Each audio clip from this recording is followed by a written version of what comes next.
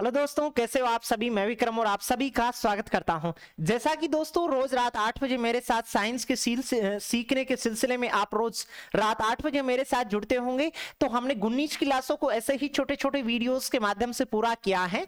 यदि आप लोग क्लास में जुड़ते होंगे तो आप लोगों ने उन क्वेश्चनों को भी सीखा होगा जो मैंने आपके साथ यहाँ से डिस्कस किए हैं। आज दोस्तों 20वें नंबर की क्लास है। यदि इसके पीछे की क्लासों को अभी तक आप लोगों ने नहीं देखा है तो डिस्क्रिप्शन बॉक्स में जाइएगा, प्लेलिस्ट का लिंक आप लोगों को मिल जाएगा।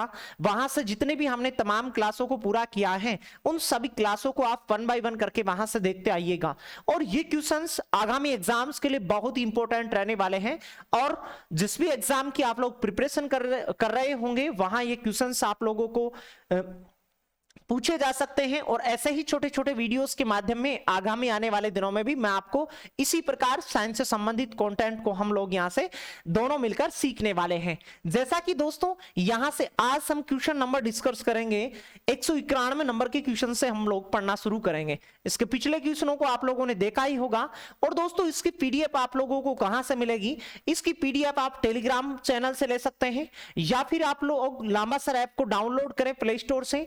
लांबा सर ऐप को जैसे ही आप लोग डाउनलोड करोगे तो मेरा साइंस स्पेशल बैच है, चाहे तो आप साइंस स्पेशल बैच को ज्वाइन भी कर सकते हैं। और उसमें आप लोगों को जहां 3 सेक्शन मिलेंगे, बायोलॉजी, केमिस्ट्री और फिजिक्स का, जहां आप लोग सेक्शन देखोगे उसके नीचे की तरफ राजस्थान पुलिस के लिए आप लोगों को एक इंपोर्टेंट पीडीएफ मिलेगी।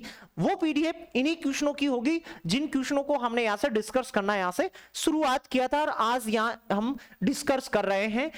पायरिया रोग मुख्यतः संबंधित है। पायरिया रोग के बारे में क्वेश्चंस में पूछा गया है, तो कमेंट बॉक्स में लिखिएगा कि क्वेश्चन का सही आंसर यहां से क्या रहने वाला है।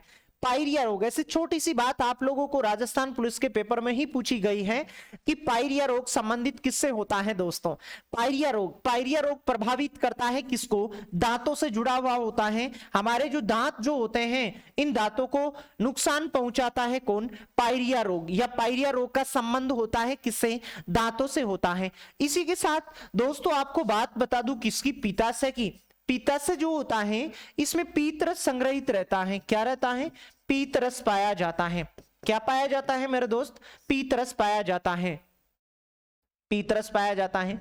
और पीतरस का स्राव कौन करता है? इस पीतरस का स्राव दोस्तों करता है कौन? यकृत। कौन करता है? यकृत। पीतरस रहता कहां है? पित्ताशय में रहता है, लेकिन पीतरस का स्राव कौन करता है? यकृत या लीवर करता है। इसी के साथ आप लोगों को 2018 राजस्थान पुलिस का पेपर भी आप लोगों को कहीं से देखने को मिला होगा। हमने पिछले क्वेश्चनों में भी आप लोगों के साथ डिस्कस किया था। इसी के संबंधित एक क्वेश्चन आपको परीक्षा में पूछा गया था। वो क्वेश्चन ये था कि पीतरस का स्राव कौन करता है दोस्तों? तो पीतरस का स्राव तो कौन करता है? यकृत। जबकि पीतरस रहता कहां है?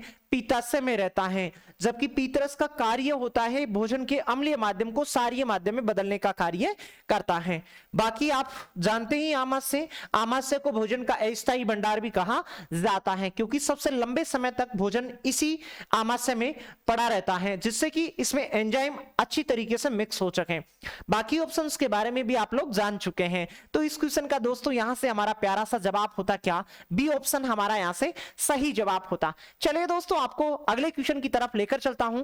जैसा कि हमारा प्यारा सा क्वेश्चन है जो कि आप लोगों को दिल्ली पुलिस के पेपर में पूछा गया सवाल है। आगामी आने वाले दिनों में दिल्ली पुलिस वैकेंसी आप लोगों के लिए आ सकती है, वहां आपको ये गोल्डन चांस मिल सकता है। तो इसी प्रकार दिल्ली पुलिस से जुड़े हुए जो जितने भी क्वेश्चंस पिछले पेपरों में पूछे गए हैं उनको भी हम यहां से डिस्कस करना शुरुआत करने ही वाले हैं। नाइट्रस ऑक्साइड के बारे में पूछा गया है। नाइट्रस ऑक्साइड एक रंगहीन है, गंधहीन पदार्थ है जिसे खालिस्तान के नाम से जाना जाता है। नाइट्रस ऑक्साइड दोस्तों कहा जाता है किसको? N2O को कहा जाता है। किसको कहा जाता है? N2O को कहा जाता है। और इसके बारे में पूछा गया है कि N2O ये नाइट्रस ऑक्साइड होता है ये एक्चुअल में होता क्या है? किसे कहा जाता है? नाइट्रस ऑक्साइड N2O, इसे हास्य गैस भी कहा जाता है, लाफिंग गैस भी कहा जाता है। क्या कहा जाता है दोस्तों? लाफिंग गैस या इसे हास्य गैस कहा जाता है। इसको हास्य गैस या लाफिंग गैस इस कारण से कहते हैं क्योंकि जैसे ही इस गैस का संपर्क हमारे नाक से होता है तो हमारे को हंसी आने लगती है, और यदि इसकी ज्यादा मात्रा हम लोग सुगंध ले लेते हैं, सूंघ लेते हैं, तो हम बेहोश भी हो सकते हैं। तो बेहोशी में भी इस गैस का प्रयोग किया जाता है। बाकी बैलून की बात करें तो बैलून में दोस्तों हीलियम गैस भरी जाती है। कौन सी गैस भरी जाती है? हीलियम। हीलियम हल्की होने के कारण और एज्वलिनशील होने के कारण गुब्बारे में प्रयोग में लाई जाती हैं। आंसू गैस, टीयर गैस के बारे में बात करें तो अमोनिया NH3, इस अमोनिया या NH3 को आंसू या टीयर गैस कहा जाता है। तो ये ऑप्शंस भी, इन ऑप्शनों के बारे में भी आप लोग ध्यान में रखें, कई एग्जाम में आपको जुड़ाव की चीजें यहां से पूछी जा सकती हैं। तो यहां से दोस्तों इस क्वेश्चन का तो जवाब हमारा होता सी ऑप्शन, हमारा यहां से सही जवाब होता। इसी प्रकार दोस्तों इस सफर में आप लोगों को हंसते मुस्कुराते ही और एक ऊर्जा पूर्वक बन के आप लोग इसके अंतिम क्वेश्चन तक चलिएगा, जिससे आपकी एनर्जी से मेरे को भी एनर्जी मिलती है, जिससे मैं उसकी डबल जोश से यहां से आप लोगों के लिए कार्य कर पाता हूं। चलिए दोस्तों अगले क्वेश्चन की तरफ चलते हैं। जैसा कि दोस्तों अगला क्वेश्चन आपको आईटीबीपी के एग्जाम में पूछा गया सवाल था, और क्वेश्चन देखते हैं क्या था। अलग अलग प्रकार के द्रव्य के कणों के स्वतः आपस में मिश्रित करने के लिए इनमें से किस शब्द का प्रयोग किया जाता है? अलग अलग प्रकार के द्रव्य के कणों को स्वतः आपस में मिश्रित करने के लिए किस शब्द का प्रयोग करते हैं? किस शब्द का प्रयोग करते हैं उसे दोस्तों कहा जाता है क्या? अवकर्मण कहा जाता है। क्या कहा जाता है दोस्तों? अवकर्मण कहा जाता है। डायरेक्टली याद रखना था आप लोगों को। बाकी यहां कुछ सीखना और सिखाने का कुछ बात यहां से थी नहीं कि आपके पास विभिन्न प्रकार के द्रव्य के जो कण होते हैं उनको आपस में यदि आप लोग मिश्रित करते हो तो उसके लिए कौन सा शब्द काम में लेोगे? अवकरण शब्द काम में यहां से लेोगे। चलिए दोस्तों अगले क्वेश्चन की तरफ बढ़ते हैं। अगला क्वेश्चन दोस्तों हमारा यह भी आईटीबीपी के एग्जाम में पूछा गया सवाल है, और क्वेश्चन ये था ओजोन परत किससे बनी होती है? ओजोन परत किससे बनी होती है? दोस्तों आपको पिछली क्लासों में भी मैंने आपको बताया था, ओजोन जो गैस होती है इसमें ऑक्सीजन के कितने परमाणु होते हैं? 3 परमाणु होते हैं। कितने परमाणु होते हैं? 3 परमाणु होते हैं। और ओजोन जो परत होती है, इस ओजोन परत की सबसे ज्यादा सांद्रता कहां होती है? समताप मंडल में होती है। कहां होती है? समताप मंडल में होती है। लगभग ओजोन परत की मोटाई होती है कितनी? 3 mm होती है। कितनी होती है? 3 mm होती है। इस 3 mm के बारे में भी आपको दिल्ली पुलिस के पेपर में, जो 2020 में दिल्ली पुलिस का पेपर लगा था, वहां दोस्तों आप लोगों को पूछा गया था। इंपॉर्टेंट बात है, आगामी पेपर में भी आप लोगों को यहां से देखने को मिल सकता है। समताप मंडल में पाई जाती है, ऑक्सीजन के 3 परमाणु होते हैं, 3 mm की इसकी मोटाई होती है। इसके अलावा ओजोन की बात करें दोस्तों हम यहां से, तो ओजोन के बारे में हम लोग ऐसा कह सकते हैं कि ओजोन परत सूर्य से आने वाली जो पराबैंगनी जो किरणें होती हैं, इन पराबैंगनी किरणों को रोकने का कार्य करती हैं। किनको रोकती हैं? पराबैंगनी जो किरणें होती हैं, इन पराबैंगनी किरणों को रोकने का काम करती है हमारी त्वचा, जिससे क्या हो? सुरक्षित रह सके। इसके अलावा ये जो ओजोन जो परत होती है, ओजोन गैस जो होती है, इसको सर्वाधिक नुकसान CFC गैस से पहुंचता है। CFC गैस मींस होता है क्लोरोफ्लोरोकार्बन गैस। CFC क्लोरोफ्लोरोकार्बन जो फटाकों वगैरह में से भी निकलती है, रेफ्रिजरेटर से भी निकलती है, फ्रीज वगैरह में भी निकलती है, वो है CFC। सबसे ज्यादा फटाकों में इसका स्रोत होता है। तो अब ऑप्शंस पे लाइएगा अपनी निगाहें, और आप लोगों ने निगाहों दौड़ाई होंगी ऑप्शंस की तरफ, तो आप लोगों को थोड़ा डिफरेंट ऑप्शंस में यहां देखने को मिल रहा था। मैंने तो आप लोगों को ऐसे बताया कि ऑक्सीजन के कितने परमाणु होते हैं? 3 परमाणु होते हैं। कितने परमाणु होते हैं? 3 परमाणु। लेकिन ऐसा हमारे पास ऑप्शंस में है ही नहीं, तो अब हम कौन सा ऑप्शन लगाते हैं? देखो, मोनो यानी होता है 1, डाई यानी होता है कितना? 2 होता है। कितना होता है? 2 होता है। और ट्राई यानी होता है कितना? 3 होता है। तो ऑक्सीजन के 3 परमाणु होते हैं। तो यहां से हमारा दोस्तों सी विकल्प यहां से सही जवाब होता। कि आगामी एग्जाम में भी आप लोगों को इसी क्वेश्चंस को इसी प्रकार से मॉडरेट करके परोसा जा सकता है आप लोगों को। तो क्वेश्चंस के सही ऑप्शंस को आप पकड़िएगा। ट्राई मींस होता है 3 ऑक्सीजन, यानी ऑक्सीजन के 3 परमाणु, 3 ऑक्सीजन के परमाणु से मिला होता है कौन? ओजोन परत बनी होती है। इसके बारे में कुछ छोटी मोटी बातें आप लोगों ने जानी होगी, यदि आप लोगों ने मेरे साथ वीडियो में पूरे ध्यान के साथ यहां से कंटिन्यू होकर सफर कर रहे होंगे। तो चलिए दोस्तों इसी प्रकार आप लोगों को अगले क्वेश्चन की तरफ लेकर चलता हूं। अगला क्वेश्चन था पेप्टिक अल्सर इनमें से किस जीव की वजह से होता है? Peptic ulcer. वैसे तो पेप्टिक अल्सर जो होता है इसके होने के बहुत सारे कारण हो सकते हैं। पेप्टिक अल्सर का मतलब है आमाशय में घाव जो होते हैं इनका होने का बहुत सारे स्रोत हैं, लेकिन यह भी एक जीवाणुओं के द्वारा भी होता है। किसके द्वारा होता है दोस्तों? जीवाणुओं के द्वारा भी हो सकते हैं। कि पेप्टिक अल्सर, या आप लोगों को कैसे लिख सकता है कि जो घाव जो होते हैं आमाशय के वो किसके द्वारा होते हैं? जीवाणुओं के द्वारा होते हैं। और वो जीवाणु होता है दोस्तों कौन सा? हेलियोबैक्टर। कौन सा होता है दोस्तों? वो उस जीवाणु का नाम यदि हम पता रखें यहां से तो हेलियोबैक्टर होता है। क्या होता है? हेलियोबैक्टर।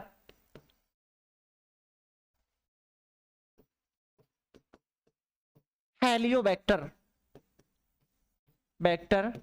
पाइलोरी। हेलियोबैक्टर पाइलोरी एक जीवाणु होता है।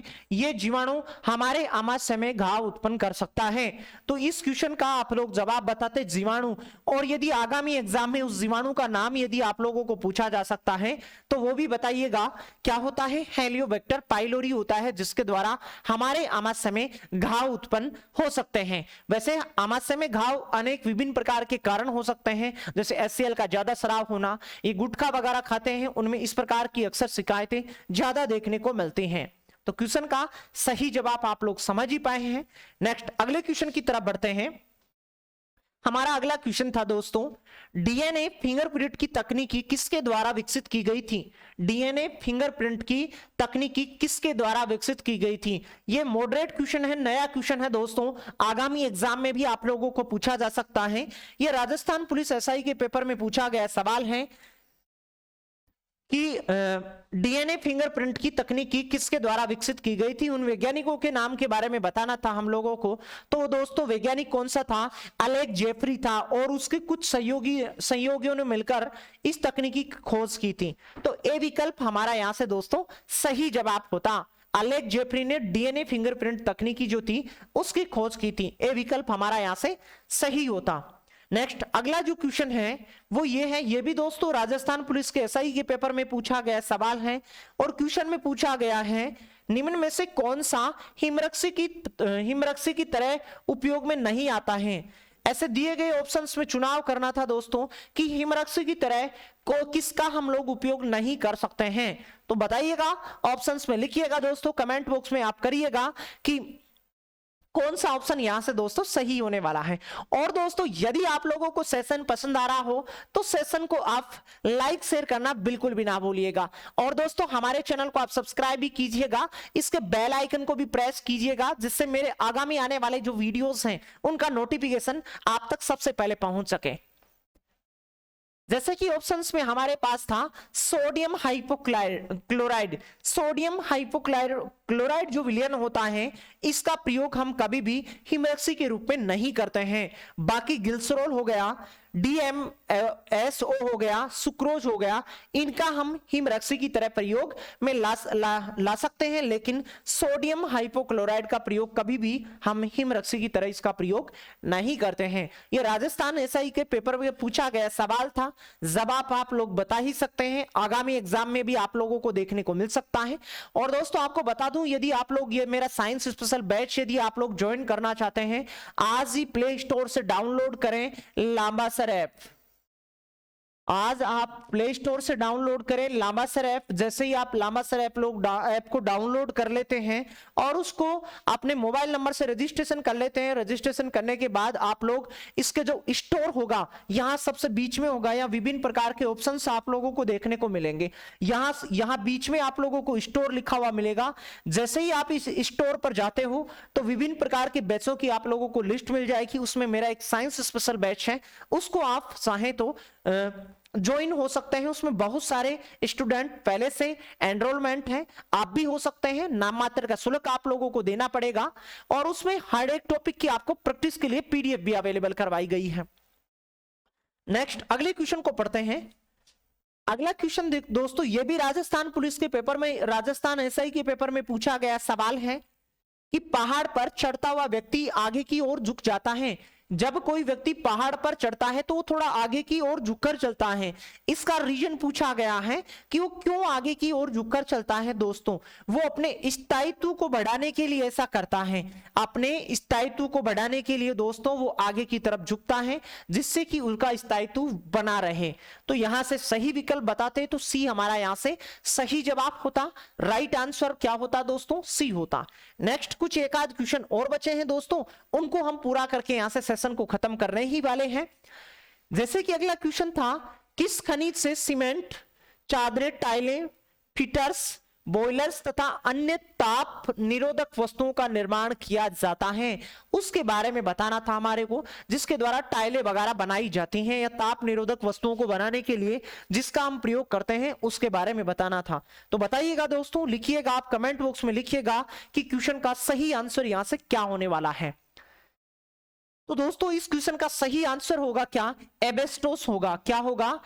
एस्बेस्टोस होगा। क्या होगा? एस्बेस्टोस होगा, जिसके द्वारा क्या बनाई जाती है? टाइलें वगैरह ताप निरोधक वस्तुओं को बनाने के लिए हम काम में लेते हैं। तो यहां से हमारा राइट आंसर होता ए विकल्प में लिखा गया है। चलिए तो दोस्तों आज का अंतिम क्वेश्चन यहां से देखते हैं हम। और यह भी दोस्तों आपको राजस्थान पुलिस के पेपर, राजस्थान पुलिस एसआई के पेपर में पूछा गया सवाल है। क्वेश्चन में यूं पूछा जा रहा है, किस प्रकार लोहे अयस्क में चुंबकीय गुण होते हैं? किस प्रकार का लोहे का अयस्क होता है? हेमेटाइट, मैग्नेटाइट, सिडेराइट, इन लोहे के अयस्क होते हैं। इनमें से कौन सा अयस्क ऐसा होता है जिसमें चुंबकीय गुण होते हैं? चुंबकीय गुण के बारे में पूछा गया है, तो उस अयस्क के बारे में बताते दोस्तों कौन सा होता है वो। देखो यहां से आप लोगों को लोहे के अयस्क भी पता होने जरूरी है कि लोहे के अयस्क कौन कौन से होते हैं। हेमेटाइट होता है, मैग्नेटाइट होता है, ये सारे के सारे लोहे के अयस्क होते हैं। इनमें जो आप लोगों के पास है मैग्नेटाइट, ये जो मैग्नेटाइट होता है, इस मैग्नेटाइट में दोस्तों चुंबकीय गुण प्रेजेंट रहते हैं। किसमें? इसमें मैग्नेटाइट में चुंबकीय गुण प्रेजेंट रहते हैं। तो ए विकल्प हमारा यहां से दोस्तों सही आंसर होता। आप लोग बता ही चुके हैं। आज के जो दोस्तों जितने भी क्वेश्चन मैंने आपके लिए डिजाइन किए थे, सभी क्वेश्चनों को हम यहां से इस छोटे से वीडियो में डिस्कस कर चुके हैं। और यदि आप लोगों ने पूरे ध्यान के साथ मेरे साथ इस छोटे से वीडियो में शुरुआत से आप लोग यहां तक पहुंचे होंगे, तो जितने भी क्वेश्चन आज हम लोगों ने यहां से डिस्कस किए थे, सभी क्वेश्चन आप लोगों के दिल और दिमाग में पहुंच चुके होंगे। और दोस्तों इसी प्रकार ऐसे छोटे छोटे वीडियोस के माध्यम से मैं आपको चार्ज करने वाला हूं, जो आगामी कॉम्पिटिटिव एग्जाम में यदि साइंस से संबंधित क्वेश्चन को देखने वाले हैं, उसको आप वहां से उखाड़ फेंकोगे। चलिए दोस्तों आज के लिए इतना ही रहने वाला है। बाकी दोस्तों हम मुलाकात करते हैं इसके अगले वीडियो में। तब तक के लिए आप सभी का तहे दिल से धन्यवाद।